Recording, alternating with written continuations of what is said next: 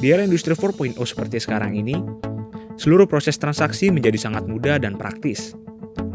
Melalui sistem e-commerce, produsen maupun penyedia jasa dapat menawarkan produk atau jasanya tanpa bertemu langsung dengan konsumen.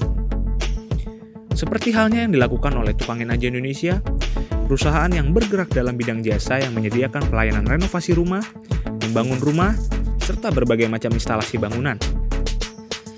Perusahaan Tukangin Aja Indonesia termasuk dalam kategori e-commerce business to business maupun business to consumer yang kategori pelanggannya dapat berupa sesama pelaku bisnis maupun kelompok ataupun secara perorangan, tergantung pada kebutuhan konsumen. Oke, untuk TA sendiri kita bergerak dalam bidang jasa penyaluran jasa tukang. Jadi untuk menyalurkan jasa-jasa tukang buat orang yang butuh pembangunan, renovasi maupun perbaikan setiap permasalahan rumah, Tukangin Aja akan memberikan solusi.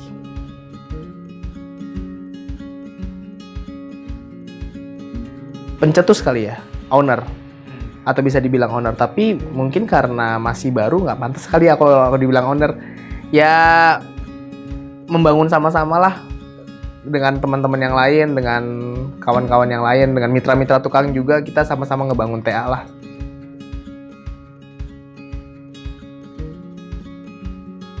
Kalau untuk organisasi ya, karena Tukangin Aja itu ide dari teman-teman juga, dari kita teman-teman juga yang lain, dari teman-teman aku yang lain, kita sendiri sih masing-masing ngebagi tugas ya. Kalau bagian aku itu bagian yang ngurusin bagian pertukangannya, sekaligus mengurusi bagian penyelesaian masalah untuk kliennya. Untuk project-projectnya itu nanti aku yang handle. Untuk bagian keuangan juga nanti ada teman aku juga yang bagian keuangan. Terus kemudian untuk yang bagian pencarian tukang, terus marketingnya, terus kemudian untuk ke kliennya sendiri, bagaimana cara interaksi dengan kliennya, segala macam pencarian customer lah, kalau kita bilang, kita garis bawahi pencarian customer. Nanti juga ada teman aku lagi gitu. Tapi kita semua ini ya memang kita semua founder, kita semua ownernya, tapi kita lebih senang dibilang teman-teman lah gitu, kawan-kawan lah semua. Tetap bareng kerjasamanya, nggak ada atasan, nggak ada bawahan. Even karyawan-karyawan pun juga kita akan anggap sebagai teman sendiri juga gitu. Jadi lebih pengen menciptakan suasana kerja yang emang nyaman, terus juga tenang, dan juga emang ya biar profesionalitas aja. Jadi nggak ada yang merasa terlalu di atas banget, nggak ada yang merasa terlalu di bawah banget gitu. Bisa lebih ngalir juga gitu, tapi tetap dengan tanggung jawabnya masing-masing gitu. Jadi nggak seenak walaupun dianggap teman atau apa, tetap punya tanggung jawab masing-masing gitu.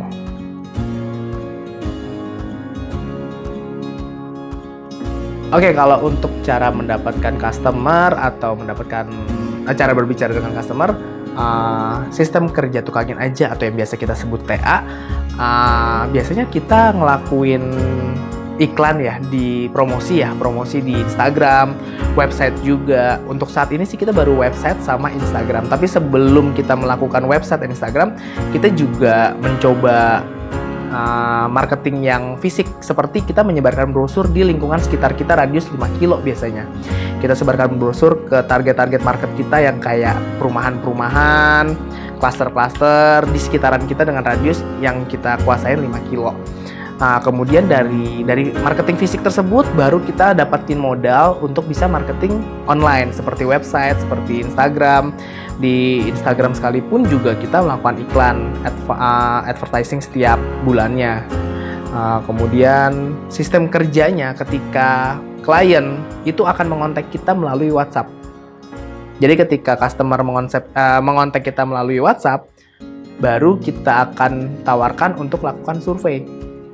Kenapa kita lakukan survei? Karena setiap permasalahan rumah yang ada di customer itu kan berbeda-beda ya. Kita nggak bisa menjudging langsung, ngejudge permasalahan rumahnya apa melalui by foto atau by telepon aja. Kita harus datang dan lihat permasalahannya seperti apa. Lalu setelah kita survei, kita jadwalkan untuk survei, ketika customer setuju untuk survei, kita survei, project manager kami akan melakukan sebuah penawaran. Penawaran itu berupa estimasi invoice. Nah, tinggal dari customer-nya sendiri. Ketika mendapatkan sebuah solusi dari project manager kami dan penawaran berupa estimasi invoice tersebut, kalau kliennya itu deal, maka tukangin aja atau TA itu akan melakukan penjadwalan untuk dilakukan pengerjaan.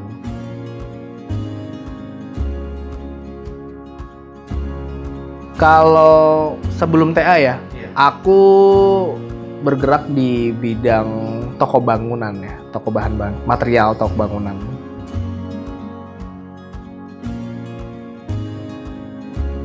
Oke, untuk TA itu bisa berdiri itu karena dari keresahan pribadi kali ya. Dengan keresahan pribadi itu kayak bikin rumah atau benerin rumah tuh kadang tukang-tukang banyak yang kurang bener ya, banyak yang kurang profesional lah kalau kita bilang ya. Kurang lebih kayak suka datang seenaknya atau curi-curi waktu apa segala macam gitu tuh pengalaman pribadi banget deh. Pokoknya tukang-tukang tuh rata-rata, bukan kita menjelekkan tukang, tapi rata-rata ya banyak bermasalah gitu. Makanya dari keresahan itu muncul kayak kita mau menyalurkan jasa-jasa tukang tapi yang profesional. Menyalurkan jasa tukang yang profesional supaya orang-orang yang memakai jasa TA ketika mau membangun rumah atau mau merenovasi rumah, mereka sangat mempercayai TA untuk masalah rumahnya mereka sendiri. Karena TA menjaminkan keprofesionalitasan tenaga-tenaga tukang.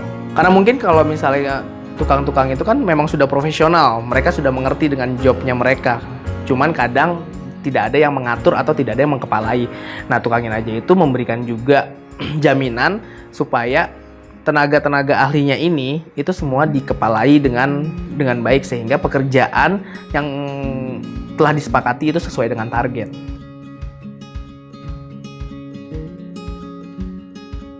Oke, ini menarik ya, karena kalau dibilang berapa customer yang mencari atau menelpon atau menghubungi TA itu kadang nggak nentu sih sehari itu. Tergantung dari engagement kita di internet, di media sosial. Contoh ketika kita baru ngeposting something di internet atau di Instagram salah satunya, kita mengadakan advertising, iklan, itu engagementnya tinggi. Yang menghubungi itu bahkan bisa cukup banyak, tergantung dari apa yang kita posting. Tapi kalau seandainya iklan kita mati di Instagram, bahkan bisa ada yang nggak ngontek. Semua tuh tergantung dari bagaimana cara kita terus menjaga agar Instagram kita trending. Jadi penting banget sih untuk ngeposting atau membuat postingan dalam Instagram, terus feedback dalam website itu penting banget sih. Karena dengan adanya itu kita punya customer tuh akan terus keep terjaga. Itu secara nggak langsung akan berdampak ke kitanya. Dan aku ngerasain sendiri kalau aku matiin atau aku nggak aktif dalam sosial media tukangin aja, kita bahkan bisa nggak dapet customer. Tapi kalau kita aktif di Instagram, kita lakukan iklan, kita lakukan feedback di internet, di website juga, naikin SEO-nya, itu berdampak ke customer juga sih. Puji Tuhan untuk saat ini sih rata-rata apa yang udah kita tawarkan banyak yang deal. Karena itu lagi strategi marketing, terus kita juga memikirkan bagaimana memberikan penawarannya, itu juga penting banget. Jadi deal atau enggaknya itu sih sebenarnya bagaimana cara kita bernegosiasinya aja sih. Apa yang kita tawarkan, apa yang kita akan berikan ke customer, kita bisa memberikan kepercayaan untuk customer percaya sama kita, itu puji Tuhan pasti deal.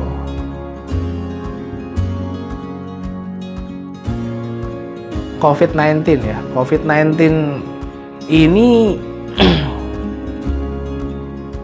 sebenarnya tukangin aja itu tuh terjadi atau terbentuk itu karena memang dari COVID. Bukannya kita bilang COVID itu adalah anugerah buat tukangin aja sendiri, melainkan ya kita tahu lah COVID-19 itu kan juga dampak yang terjadi di Indonesia atau di dunia sekalipun adalah duka buat kita semua ya. Tapi di balik COVID-19 ini aku punya syukur yang lebih karena di balik ini aku bisa mendirikan TA. Kenapa aku bisa mendirikan TA? Karena mungkin ya pada saat COVID itu penjualan sepi, penjualan nggak ada sama sekali, terus juga kita merasa hampir rugi dalam penjualan toko offline material ini.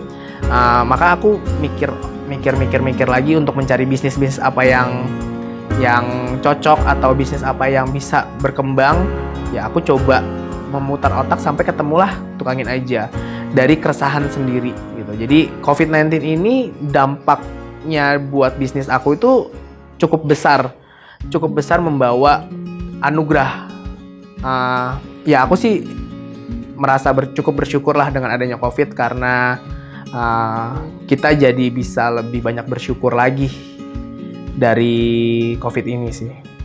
Berarti meskipun kita sedang dilanda bencana, bukan berarti kita harus berhenti sampai di sini gitu. Kita masih bisa survive lagi untuk terjun ke dunia bisnis, terutama di e-commerce ini berarti. Iya, betul. COVID itu bukan berarti bencana seutuhnya. Dari bencana ini kita harus bangkit, kita harus bangun untuk bisa mencari solusi-solusi yang lain. Salah satunya ya kita bangun dari e-commerce, karena mungkin kalau saat ini kita masih belum bisa ketemu sama orang atau apa, kita bisa bangun bisnis kita sendiri dengan yaitu dunia online. Karena kan dunia sekarang juga komunikasi secara virtual, secara online, itu kan ada pembatasan kegiatan. Jadi otomatis semua aktifnya itu secara online. Ya, betul. Aktif semua itu secara online. Bahkan tukangin aja sekalipun juga kita melakukan penawaran atau kecuali survei ya. Kalau survei kita harus ketemu, karena kita harus ketemu melihat kondisi rumahnya. Tapi untuk penawaran, untuk iklan, untuk penjualan, marketing segala macam, untuk saat ini kita lakukan semuanya online.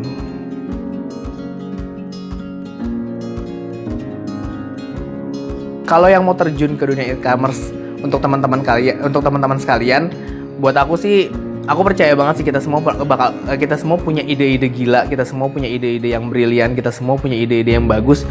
Buat aku, jalanin apa yang ada di isi kepala kalian. Kalian mau jualan apa kayak, kalian mau bisnis apa kayak, kalian mau ngelakuin apa tuh, coba dulu dan jalanin dulu, konsepin dengan mateng, diskusi dengan mentor-mentor kalian atau diskusi dengan orang-orang yang lebih berpengalaman. Setelah itu matengin, lalu jalanin. Karena kalau misalnya kita cuman mikirin idenya apa, konsepnya apa, dan kita nggak jalanin, itu sama aja bohong. Orang yang sukses sekalipun aja mereka berjuangnya dari nol. Mereka benar-benar jalanin semuanya itu dari nol. Apalagi kita yang masih muda, kita punya dengkul, ya itu yang dibilang katanya modal dari dengkul, ya kita jalanin, benar-benar jalanin. Pikirin idenya apa, konsepin, kemudian jalanin. Yang paling penting itu jalan dan niat. Yang paling susah dan paling mahal dari sebuah bisnis itu niat dan ngejalaninnya. Betul, untuk zaman sekarang ini semua untuk generasi-generasi muda itu sudah difasilitasi dengan platform-platform yang ada ya. Kayak mungkin kalau mau coba e-commerce yang kayak mau bisnis dagang-dagang, kalian punya e-commerce yang bergerak dalam platform seperti Tokopedia, Bukalapak, atau kalau mau bisnis yang lain, kalian mau mencoba membuat aplikasi sendiri, kalian tinggal kumpulin teman-teman, konsepin bisnisnya, mau buat seperti apa, jalanin. Buat aku sih jalanin dulu deh. Konsepin sama niatin itu udah penting, lalu jalanin. Wah, luar biasa sekali motivasinya ini. Jadi pengen terjun juga ke dunia e-commerce. Di era media baru seperti sekarang ini, segala macam bentuk transaksi di e-commerce dapat dilakukan dengan mudah. Terlebih saat ini bagi generasi milenial dan generasi Z dapat memiliki pemahaman yang lebih luas karena sudah difasilitasi peralatan teknologi yang dapat memperluas informasi.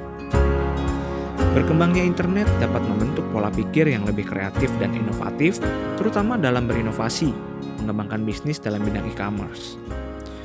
Bagi pemuda yang ingin terjun ke dalam dunia e-commerce, alangkah baiknya memahami terlebih dahulu tentang e-commerce, sehingga dapat mengembangkan dan mempromosikan bisnisnya dengan mudah.